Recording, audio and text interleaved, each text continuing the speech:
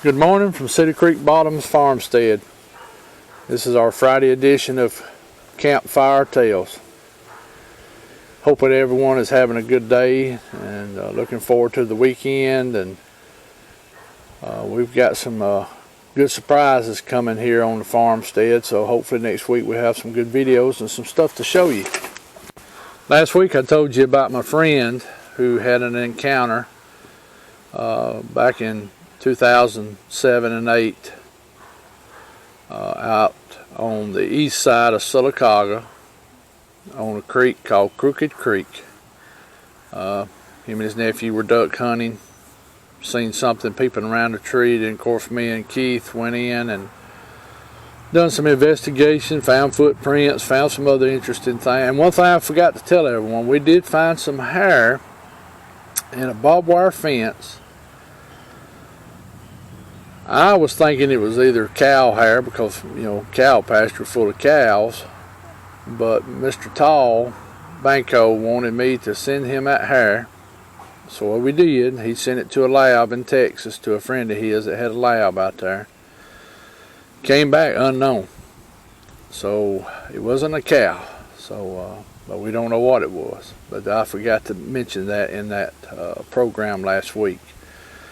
But today, what I'm going to talk about, I'm going back to that side of town, back to Crooked Creek, with another that I didn't really get to investigate, but I got to talk to somebody that had a lot of experiences and encounters in their childhood growing up on what they call the Brickyard Road, which is also goes right next to Crooked Creek. It's right on the outside of Sylacauga. The road, Brickyard Road, of course it gets its name because there used to be a brick plant out there years ago. And it's right next to the Talladega National Forest. I'm going to say probably within 2 miles of my friend's encounter. But anyway, how this got started, of course, you know, I done started submitting reports to Mr. Mike Mullane and Mr. Tall Banco. And people were, you know, looking at their site, which, you know, was the AlabamaBigfoot.com back then. And Mr. Mike received an email from a lady from Sylacauga because she had been keeping up with his website and had started seeing the reports coming in from Talladega County.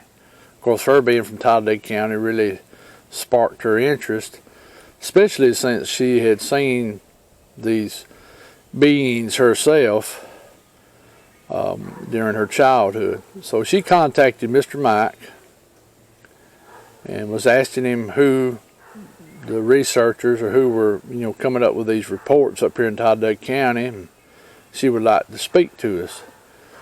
So Mr. Mike sends me an email and says there's a lady from Sylacauga would like to talk to you. Would you be willing to talk to her? And I told him of course. So I told him to give her my phone number and she could call me. She called the first time and I wasn't able to talk to her because I was real busy, and I asked her when would be a good time for me to call her back, and she told me a Saturday would be better for her too. So I called her back on Saturday, probably around lunchtime. And she went to telling me that she thought she knew me, and we discussed that a few minutes. Come to find out, we went to the same school. She was, I think in the 8th or 9th grade when I was a senior. She remembered me, you know, playing football and baseball. And the school I went to was kind of small, so 7th grade and all the way through 12th grade was all together. We had PE together, all that stuff, so we pretty much knew who each other was, most of the people. But she, you know, so that kind of gave us a little connection, and I think that made her feel better talking to somebody she'd actually went to school with. So, well, what she had told me was that her and her 2 siblings, a brother and a sister, had went to live with their grandmother out on Brickyard Road. And if you go out on Brickyard Road, it goes into the Talladega National Forest. It's actually the old highway from Sylacauga to Millerville, Alabama. Later on, the state and the National Forest came in and built Highway 148 as a scenic route and it kind of bypassed the houses and pretty much starts off in woods and goes all the way woods to the end of the national forest. But this Brickyard Road was the old highway, so it was scattered with homes throughout the area. Then not all of them together. Some of them would be by themselves in a wooded lot, and there's a little row crop land right before you get to where the houses are. Then it kind of starts becoming hilly land. Also, there's a couple of chicken houses out there, so and some other little small farms. People, I think, mainly kept, chickens, a few goats, stuff like that out there. There's more timber and hilly than anything. But like I said, her and her two siblings went to live with her grandmother. She didn't ever tell me why they went to live with her grandmother, and I didn't ask. I figured if she wanted to know, she would have told me.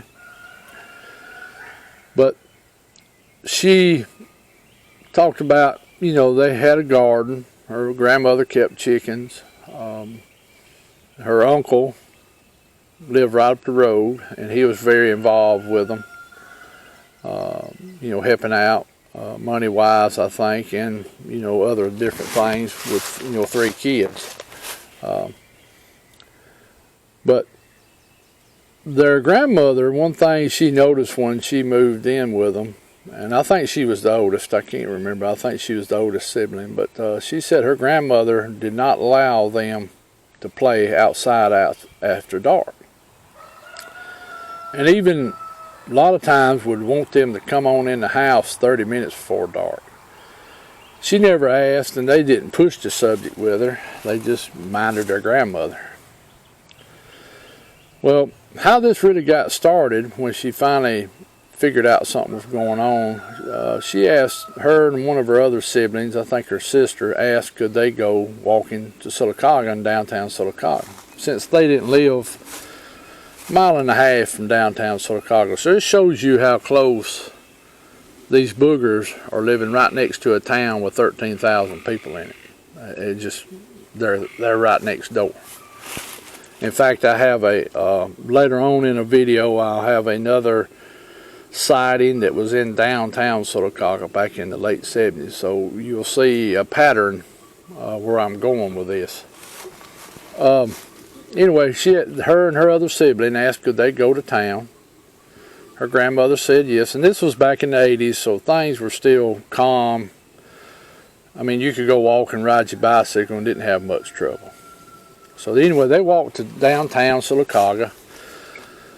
I think they went down by the theater, see what kind of movies were playing, and of course that's where the Dairy Queen, some of the other fast food restaurants was located. So, they're just walking around town, having a good time. And one thing their grandmother told them, though, be back home plenty of time before dark. Well, they kind of lost track of time that day in town because they was enjoying themselves. And they noticed it was getting late, and they started their walk back.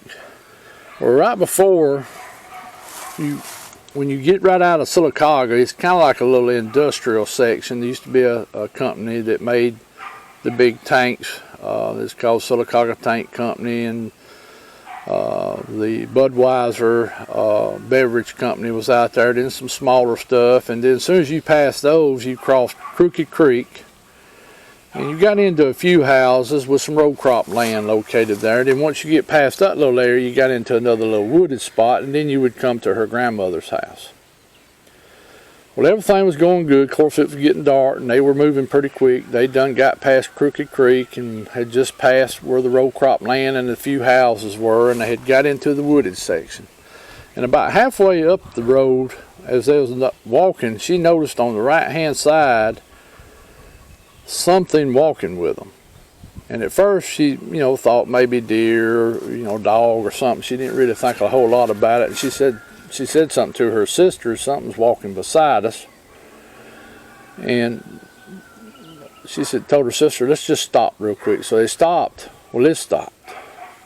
That same old scenario. They started walking again. It started walking again. Of course, this started making them unnerved. And then she did notice that it kind of had a bipedal walk to it. So she thought somebody was fooling with them or something. So she told her sister, she said, we're fixing to run on up to Grandma's. And, somebody's playing a trick on us. So when she told her sister, when I tell you run, we're going to run on. So she told her sister run, and they took on off, got up to her grandmother's house, and they got on in, and of course they're a little excited. So her grandmother, first of all, gets on to them for being a little late, and number two, why they're so excited. Well, of course, the girl tells her grandmother that they noticed something walking in the woods parallel with them as they were coming back up through that wooded section of road there. And her grandmother could tell when she told her grandmother that, her grandmother got a real serious look on her face and didn't say nothing else more about it, but she just had a serious look on her face. She said she remembered that more than anything. Well, like she told me, for a while everything rocked on good. You know, they went to school, come home in the evenings, play in the yards and playing with other neighbors. There was a few kids right up the road, I think about a quarter of a mile, and they'd go up there and play, and they'd come down there and play, and then her uncle would come by and check on them and everything. She said for a couple of weeks everything seemed fine. Well, one day the neighbors had come down and they were playing kickball in her grandmother's front yard, and she said it was probably an hour before dark, and they was having a good time, and one of the kids kicked the ball pretty hard, and it got by all of them, and it went down into some sage brush, which, about waist high, and right on the back side of it, was some taller bushes, which I'm figuring was probably privet, because the privet's, very much taken over a lot of parts, and then, but it's wooded right there, and she went in there to retrieve the ball. Well, she walked into it, maybe 7-8 foot in there, laid the ball. Well, she picked up the ball, and she just got a sense something was there. Well, when she picked up the ball and raised up straight and looked straight ahead, she could see on into the bushes, and she could see a dark figure squatted down looking back at her. Of course, this was a big figure, she said. Didn't see the face, just noticed it was a very dark figure. Well, that scared her.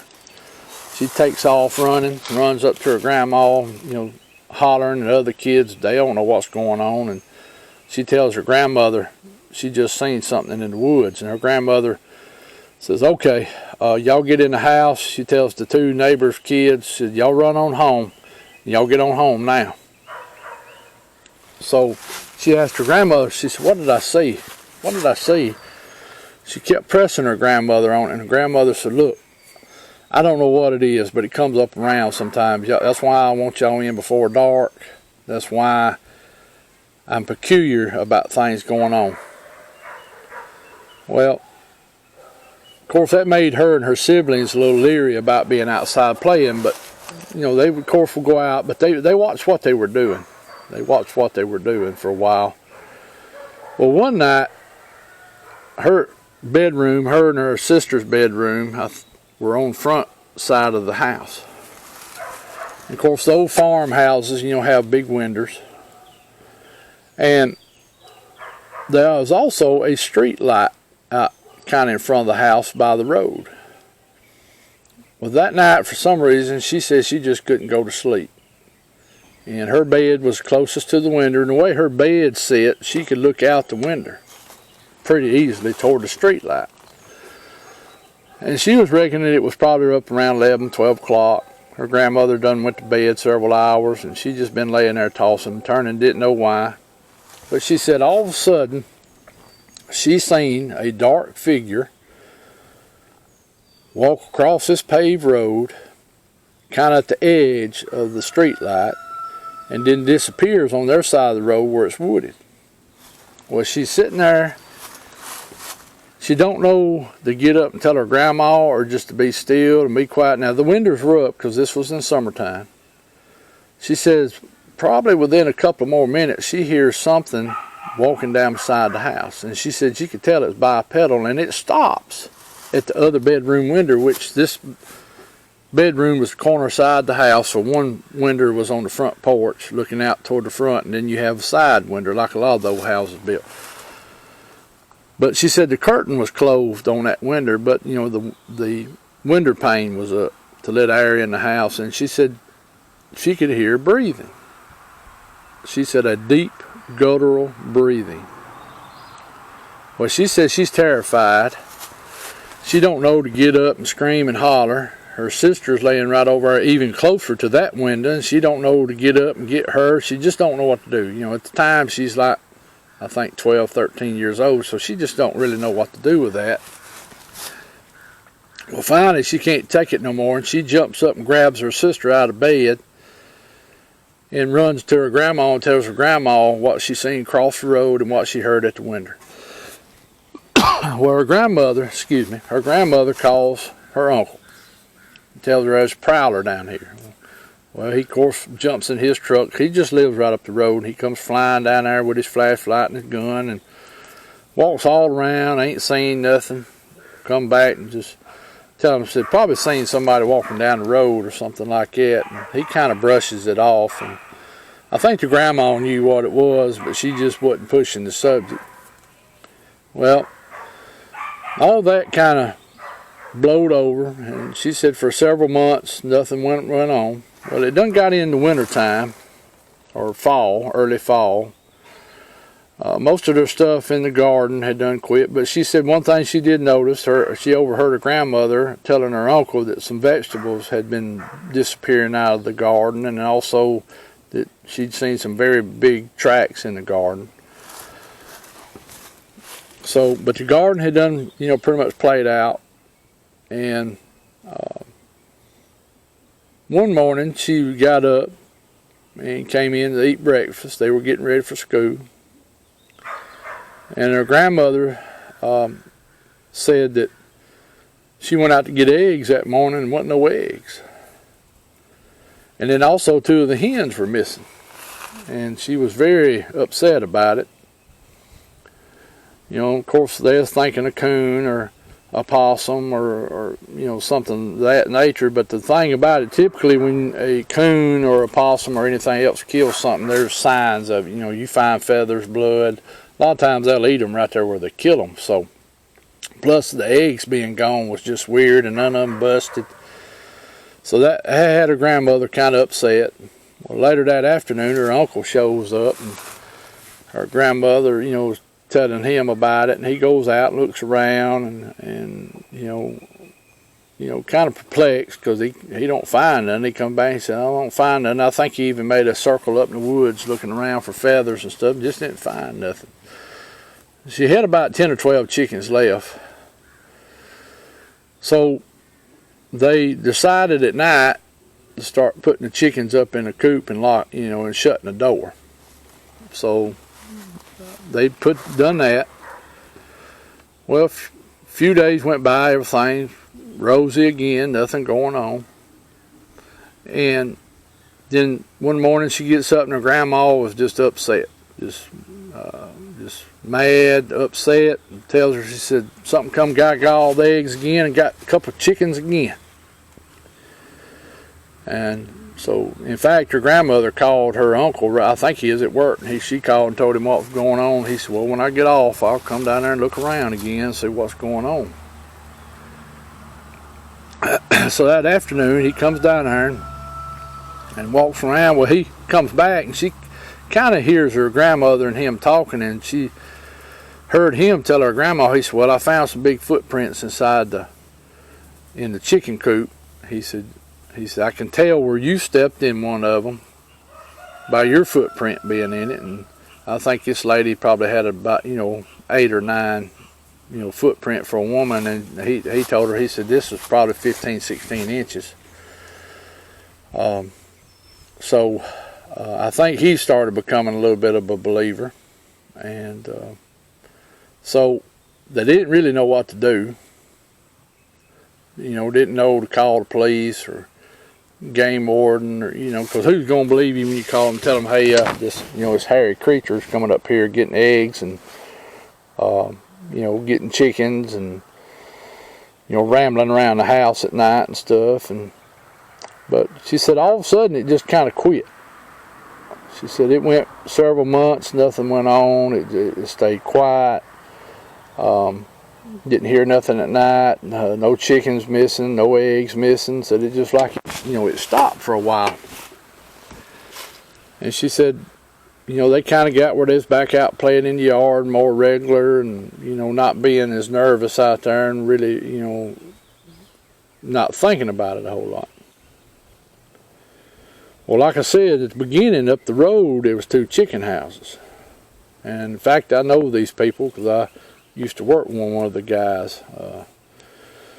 Well, they got complaining about something going in their chicken houses, getting chickens, and leaving the doors open and stuff. And of course, nobody never seen what it was, but I got a sneaky feeling what it was. But so probably what took place was they found a better food source. It was a lot more to pick from.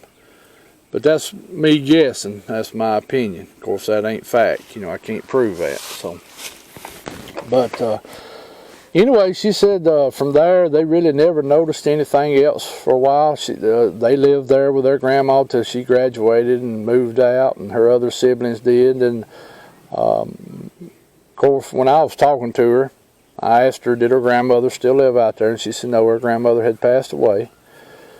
That her uncle had inherited the house. He had rented it out for a while, and I think some of the last renters that lived there kind of just tore it up, and he just quit renting it and hadn't fixed it up. And I asked her, I said, was the house still standing? And she said, yeah. She said, it's all growed up around it. And I asked, is there a way I could go look at it? She said, well, her uncle had passed away and his wife had sold that property.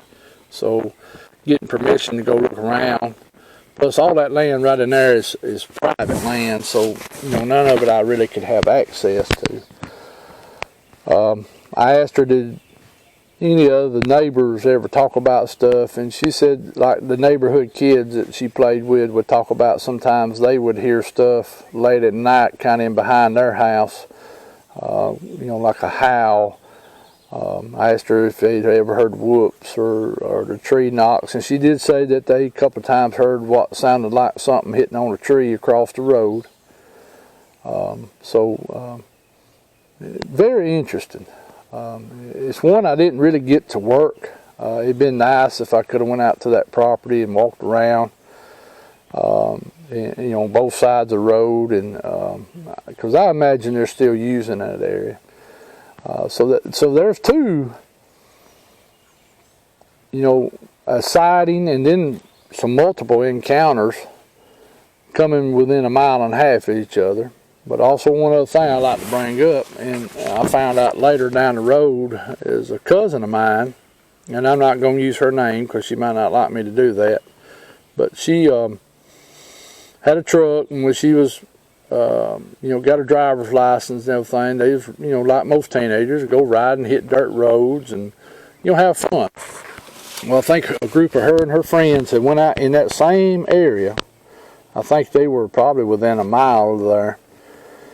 And they had a stick or something thrown at the truck and hit the truck.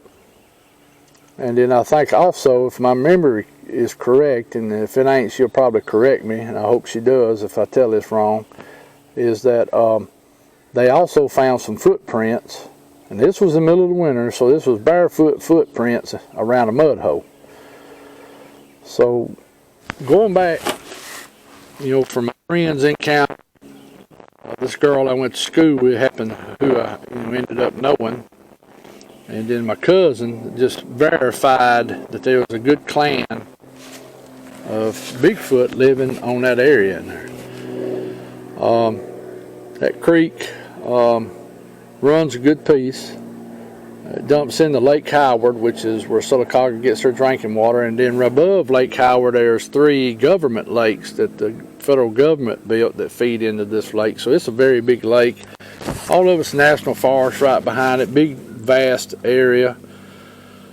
I think it's at that point there, I think it's around 14 miles wide with hardly no houses in it. There's 1 or 2 houses right out there in it, right off the highway. The rest of it's, in fact, most of it's in the Hollins Wildlife Management area, that part. You can go on out to what they call Bull Gap and get on what they call Skyway Drive, and it will carry you all the way to Piedmont, Alabama, which is 70 miles away, and you pretty much stay on a dirt road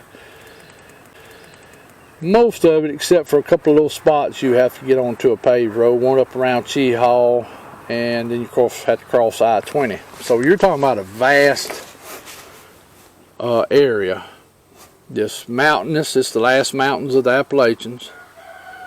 Of course, Chee Hall being the tallest mountain in Alabama, I think 2,400 feet, which I know compared to Georgia, North Carolina, Tennessee mountains, that's small, but down here to us in Alabama, that's a pretty good sized mountain, especially when you have to climb that thing by foot. It's a pretty good hill.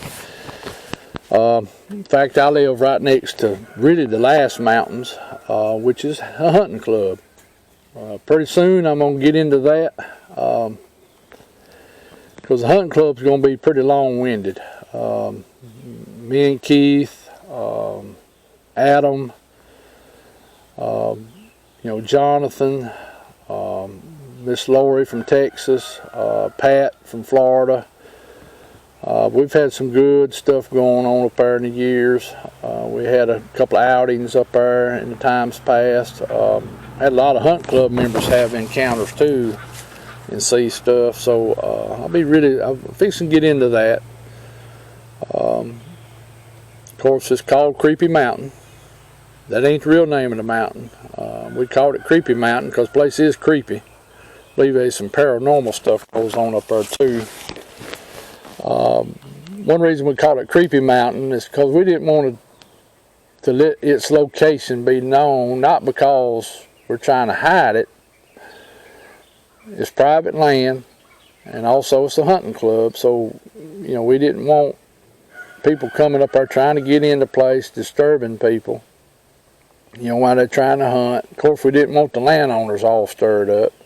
They don't particularly take kind to some stuff like that. So that's one reason that location was just started called Creepy Mountain. But it does have a name. It has an Indian name. It's a big, vast area, about 10,000 acres.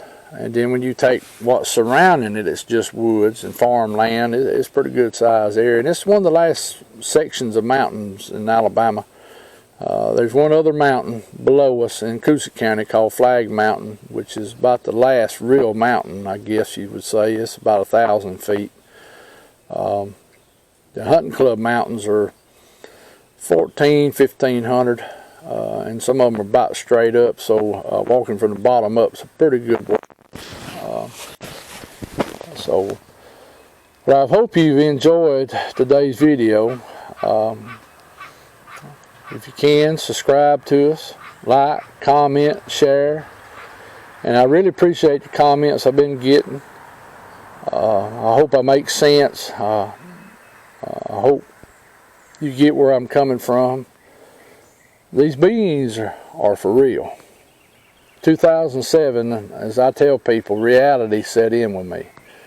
I learned that there's more to this earth than what we've been told. I know there's a lot more people out there as believers. I know that there's a lot of evidence out there and people don't really look at it. And one day, we may know what it is, one day we may not. I don't know. Time will tell. But like I said, subscribe, like, share, comment. Give me your feedback. I hope you have a good day. Goodbye from Cedar Creek Bottoms Farmstead.